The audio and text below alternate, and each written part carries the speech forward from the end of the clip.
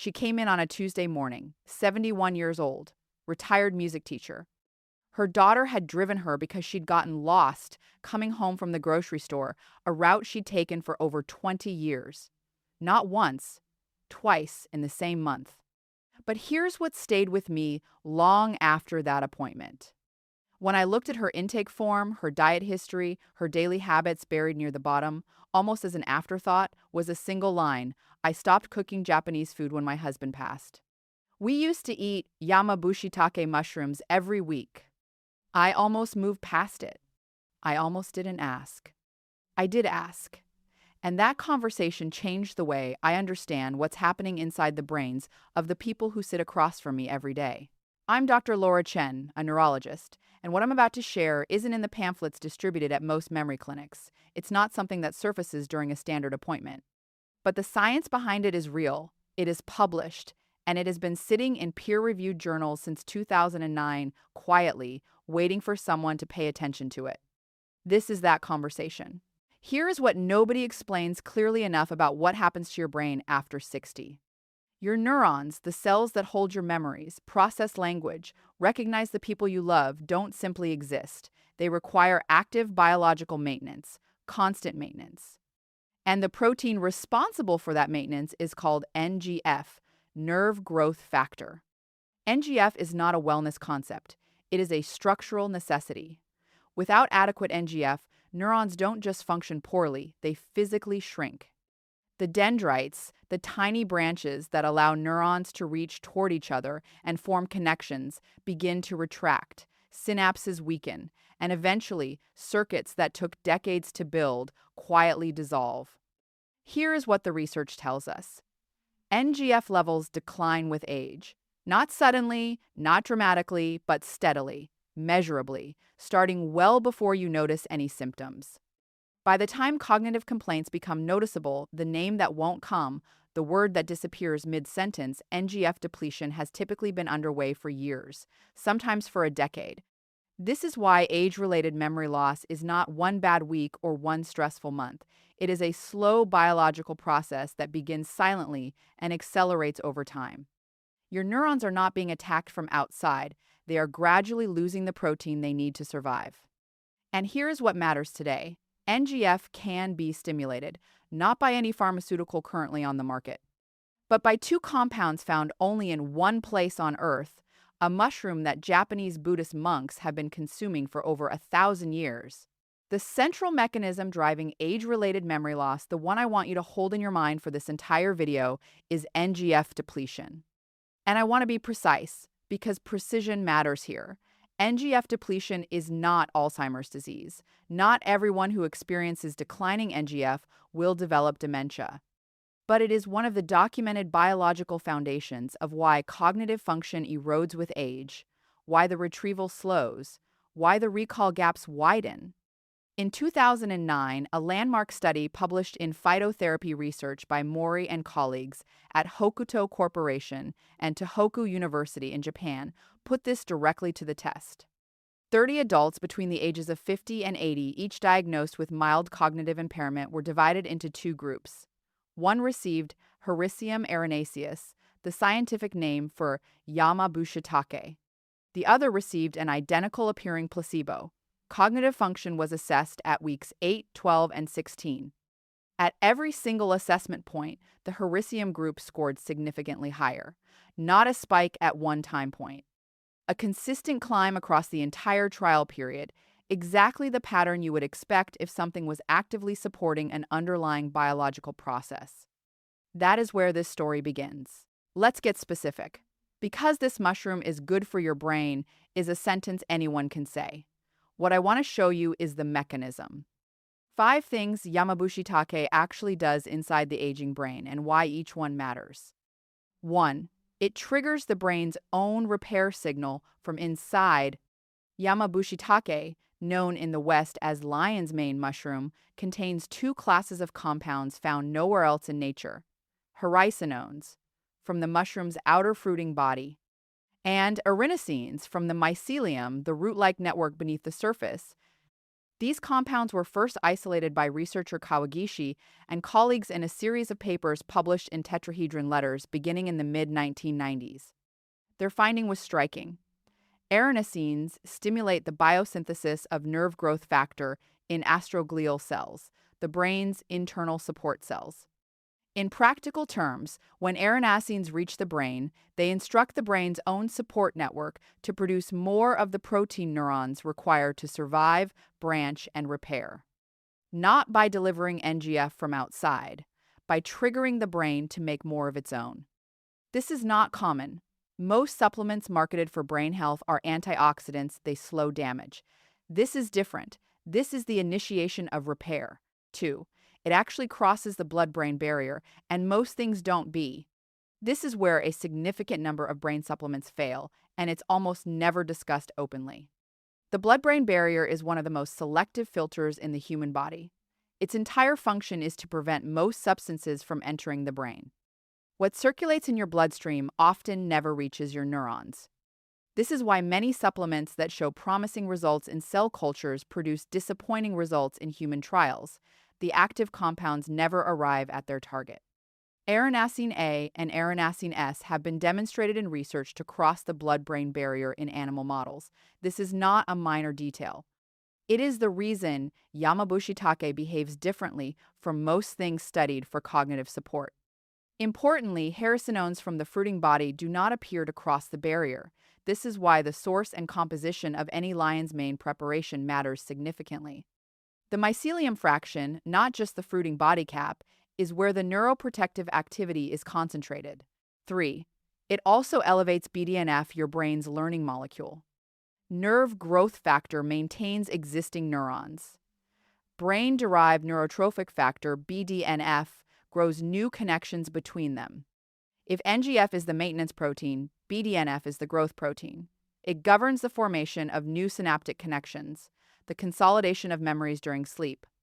The brain's capacity to remain adaptable, to learn, to hold new information, and weave it into what already exists.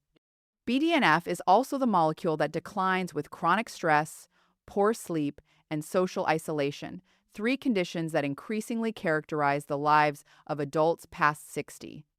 A 2023 study published in the Journal of Neurochemistry by Martinez Marmol and colleagues examined the effect of lion's mane-derived compounds, specifically on hippocampal neurons, the neurons most directly responsible for episodic memory.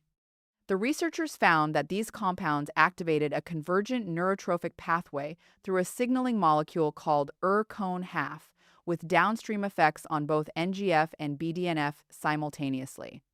In behavioral testing, the treated group showed measurable improvements in spatial memory. Your hippocampus holds the memories that feel most like you, the faces, the names, the sequence of your own life. This research suggests Yamabushitake acts specifically in that region. Number 4. It reduces neuroinflammation, the silent accelerant. If NGF depletion is the slow erosion, neuroinflammation is the accelerant. Chronic low-grade inflammation in the brain, neuroinflammation, damages neurons from within, disrupts synaptic signaling, and interferes with the glymphatic system. The overnight waste clearance network your brain depends on during sleep, most adults over 60 carry some degree of neuroinflammation, without any diagnosis, without any symptom obvious enough to name. Research published in 2023 Inches PMC, reviewing the documented neuroprotective mechanisms of Hericium erinaceus, confirmed that the mushroom's bioactive compounds inhibit specific inflammatory markers, including IL-6, a cytokine directly associated with accelerated cognitive decline in aging populations. The same compounds increase the density of glutamate receptor subunits in hippocampal tissue, which is directly relevant to synaptic preservation and memory function. In other words, this mushroom is not only pushing growth, it is clearing the inflammatory environment that slows growth down. The effects show up in patients already experiencing decline, not just prevention. This is the point I return to most often. In 2020, Lee and colleagues published a 9-week pilot study in Frontiers in Aging Neuroscience, one of the longest trials of this kind.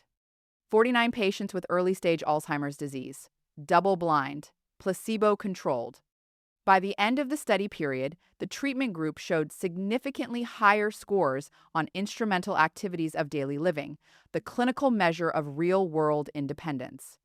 Whether someone can manage their schedule, their household, the practical tasks of their own day, this is not a test of abstract cognitive scores. It is a measure of whether these individuals retained capacity to function in their own lives. And the Hericium group retained more of that capacity. The evidence here is still developing. Larger trials are needed, I want to be clear about that. But the consistency of signal across multiple independent research groups, from Japan to Taiwan to Australia, is what I find meaningful. Let me step away from the mechanisms for a moment. Because I'm aware that what I've just described, a food that stimulates the brain's own repair proteins, can sound exactly like the kind of claim attached to supplements with no science behind them. Your skepticism is appropriate. It is, in fact, the correct response. So, let me say precisely what the evidence is and what it isn't. The Mori 2009 trial is real, published, and peer-reviewed. The neurochemical findings are in journals you can access and read. The blood-brain barrier data exists. The 9-week Alzheimer's trial is published in Frontiers in Aging Neuroscience. But most trials have been small. Replication at larger scale is needed, and the effects observed, while statistically significant, are not a cure. Not a reversal in the dramatic sense that titles on this platform sometimes suggest. What they represent is something rarer: biological evidence that a natural food compound can meaningfully support the brain's maintenance processes in aging adults. At a moment when pharmaceutical development for cognitive decline has produced decades of partial results, that is not nothing. That is, in fact, quite significant. I think of that patient, the retired music teacher. She came back about 4 months after our first appointment, the one where I'd asked about the Yamabushitake. She'd started cooking again. She found the mushroom fresh and dried at a Japanese market 40 minutes from her house. She was eating it 3 or 4 times a week, cooked into soup, stirred into rice dishes, prepared in the way she'd cooked for 30 years with her husband. At this appointment, she brought me a calendar. She'd been marking her clear days, days when words arrived easily, when she felt oriented, when the route home from the grocery store simply wasn't something she had to think about. The proportion of clear days had shifted. I don't know exactly what caused that shift. I told her that honestly. It could have been the mushroom. It could have been returning to cooking, to purpose, to the ritual of preparing food that carried meaning. It was probably both, because the brain does not separate the biological from the meaningful. But I remember looking at that calendar and then looking at the face of a woman who had come in afraid she was disappearing and thinking very quietly, I almost didn't ask. Here is what 2 decades of neuroplasticity research have confirmed, and what medicine has been too cautious to say loudly enough. Your brain is not a fixed structure, not at 65, not at 72. It responds to what you give it. Neurons that receive adequate NGF do not simply survive, they grow new dendrites. Synaptic connections that have weakened can be reinforced. The hippocampus has demonstrated the capacity for structural change in adult humans under the right conditions. The Mori 2009 trial showed meaningful cognitive improvement in adults already experiencing impairment, not in healthy 30-year-olds, not in mice, in adults between 50 and 80 who had already begun to decline. The window is narrower than it was at 40, but it is open. The fact that you looked for this information that you are still watching already places you in a different category than someone who never asked the question. That distinction matters more than it might seem. Here is what the evidence supports doing specifically and right now. 1. Source the actual mushroom before considering a supplement. Fresh or dried Yamabushitake Hericium erinaceus is available at Asian grocery stores, Japanese markets, and increasingly at specialty health food stores. Sauté it in olive oil, simmer it in broth, fold it into soup. The culinary form is the form with over 1,000 years of documented use and the closest to what was studied in the Mori trial. 2. If using a supplement, choose preparations that specify mycelium content and list erinacine concentration. Fruiting body-only capsules, the majority of budget options may not deliver the blood-brain barrier-crossing compounds. Third-party testing and sourced erinaceus content should be listed on the label. If they aren't there, the information isn't there either. 3. Commit to consistency over intensity. The cognitive improvements in the 2009 trial built across 16 weeks and declined within 4 weeks of stopping. This is not a one-time intervention. It functions more like physical training. The benefit accumulates with regular practice and fades with absence. 4. Prioritize sleep alongside it. The glymphatic system, the brain's overnight waste clearance network, operates almost exclusively during deep sleep. NGF support and anti-inflammatory activity from this mushroom are most effective in a brain that is also successfully clearing metabolic waste each night. These processes are not separate, they reinforce each other. 5. Pair it with Zone 2 cardiovascular exercise. The Mori trial supported NGF. Exercise is one of the most consistently documented ways to elevate BDNF. Together, they target both major neurotrophins simultaneously. That combination is biologically more powerful than either approach alone, and the research supporting it is now substantial. None of these require a prescription. None require an expensive regimen or a radical lifestyle overhaul. They require understanding what your brain actually needs, which you now do. Which of these 5 mechanisms surprised you most? The blood-brain barrier crossing, the BDNF connection, or the 4-9-week Alzheimer's trial? Tell me in the comments. And tell me, have you ever cooked with Yamabushitake? I read every comment, and your experience genuinely shapes what I cover next. If someone you love is over 60 and has never heard of this mushroom, share this with them, not to alarm them. Because this is exactly the conversation that gets skipped in a 15-minute appointment, and they deserve to hear it. Subscribe if you want to go deeper on the neuroscience of brain aging. There is much more ground to cover, and we are only getting started. Everything shared in this video is based on published peer-reviewed research and reflects current scientific understanding. It is general educational content, not personal medical advice.